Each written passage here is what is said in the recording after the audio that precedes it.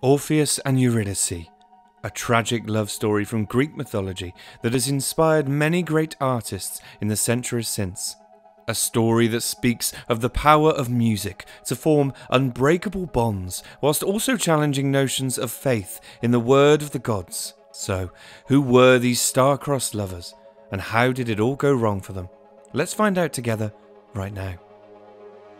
Orpheus was a talented young man from Thrace who was famous for his mastery of the musical arts. It is claimed by some that he was the son of the god Apollo and that the muse Calliope was his mother. His skill with various musical instruments was uncontested, but his most magical gift was his singing voice.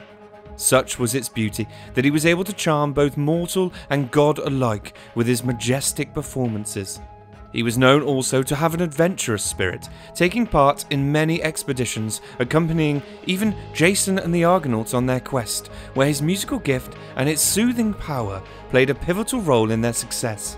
His own personal tale, however, truly begins with the chance meeting of the love of his life. At one of his many glorious musical performances, his eyes fell upon a beautiful and shy young wood nymph, and from the moment his gaze caught hers, neither would ever be able to look anywhere else again. The name of the captivating female creature was Eurydice. As the music swelled around them in that moment, so did their hearts, and the phrase "love at first sight" was never more applicable. From that day forth, they were inseparable, spending every waking moment together, and before long, they took the seemingly inevitable decision to marry. Their wedding day was a glorious affair with a great feast blessed by the gods, and the young couple seemed destined for a wonderful and happy life together. However, as we've learned from the many love stories across the variety of mythologies we discuss here, very few ever end happily, and so it was. Their joy was destined to be short-lived. Unknown to Orpheus, another man had also fallen for the graceful charm of Eurydice, a shepherd known as Aristaeus, and he was determined to win the girl for himself. One day, as the young lovers took a gentle stroll through the woods, the shepherd made his move. Springing from his hiding place amongst the bushes, Aristaeus leapt towards Orpheus, intending to kill him. Luckily, Orpheus had sensed the movement and was able to avoid the attack, grabbing the hand of his wife and running quickly away with her. The shepherd took chase immediately, and the pursuit through the woods was frantic and long. All of a sudden, Orpheus felt his wife stumble beside him and saw her fall, letting go of his hand. He stopped immediately and rushed to her side, shocked to find an awful colour to her face and her breathing sharp and panicked. It was then he realised what had happened. Spotting the nest of deadly vipers nearby that Eurydice had accidentally run through, Aristaeus was nowhere to be seen, witnessing what had happened and abandoning all hope, for he knew, as well as Orpheus, that the bite of the viper was deadly and that there was no cure. Eurydice died in the arms of her husband, who was left a broken shell, his heart ripped from his chest before his very eyes. As the days passed, Orpheus was unable to comprehend a life without his beautiful wife, and so hatched a desperate plan to bring her back. He would travel down into the underworld himself and plead with Hades to release Eurydice back into the land of the living. It was a plan with very little chance, but at least some chance. After all, a tiny glimmer of hope is better than no hope at all. Using the power of his song, Orpheus was able to navigate the dark underworld, even soothing the mighty three-headed Cerberus with his melody to successfully pass by the beast. Reaching the lord of the underworld, Hades, and his wife Persephone, Orpheus played the most beautiful song he had ever created, telling the desperate tale of the passing of his wife and his infinite sadness. No being, mortal or god, would have been able to resist the emotive power of that song, and even mighty Hades was drawn to tears.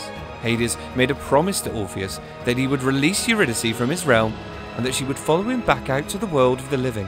However, he warned Orpheus that he must not turn and look back for his wife at any point until they were both safely back into the light. If he did so, all hope would be lost, and she would be confined to the underworld forevermore. Orpheus rejoiced, overcome with joy at the thought of holding his wife again. All he had to do was simply walk back out, and they would be together once more. He set off, walking slowly and listening intently for the sound of footsteps behind him.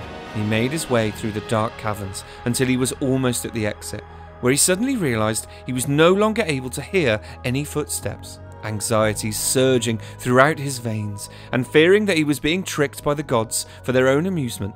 He struggled and fought to resist the urge to turn, but was unable to stop his body moving as his head swiveled, desperately looking for his beloved Eurydice. There he saw her, in the form of a shade, right behind him, just as Hades had promised.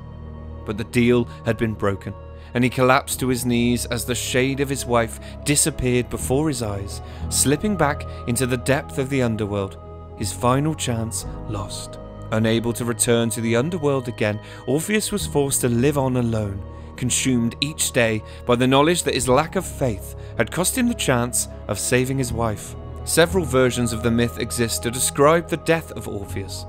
Some suggest he was killed by beasts, while others mention his death at the hands of a group of scorned women who were devastated by his lack of interest in them. Either way, the death of Orpheus came as a relief to him, with the perhaps comforting thought that his soul travelled down to the underworld, where he would finally be reunited with Eurydice, albeit not in the way he had intended. A truly tragic love story that remains one of the most popular tales from Greek mythology.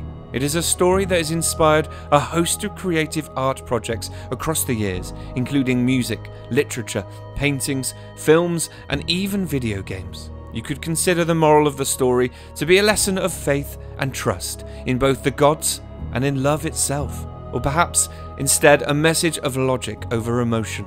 However you interpret the story, I hope you enjoyed this retelling and will join me again soon. Hey guys, thanks for watching. If you enjoyed the video, don't forget to hit that subscribe button for more great stories. Cheers.